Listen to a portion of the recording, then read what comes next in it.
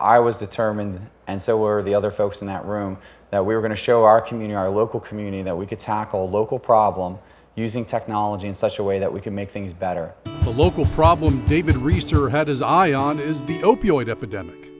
It's an unbelievable tragedy that could have been avoided.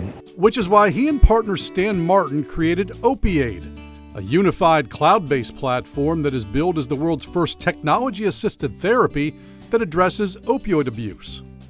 The idea of artificial intelligence, basically we're just taking information and we're allowing a computer to compress that information instead of having human beings work through it.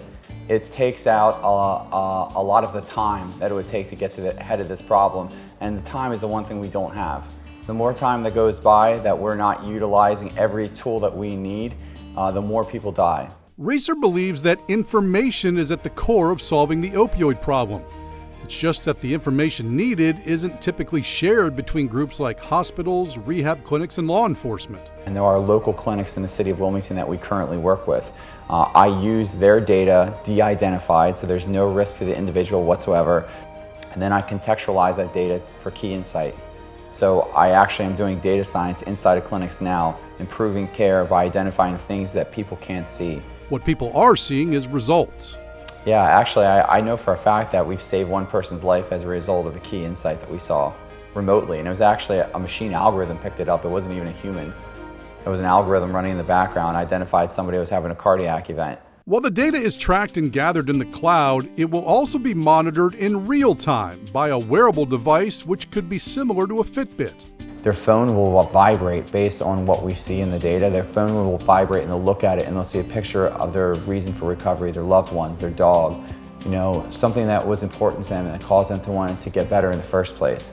That's intervention. That's real invention. Real time. Hit them just when they were about to make that decision where they could have done something that they wouldn't have come back from. That's really what it's about. opiAID isn't just technology-assisted therapy, it is an assisted therapy. And this is going to work in conjunction with their treatment program. Yeah, I honestly think that's the essence of how people achieve confident recovery.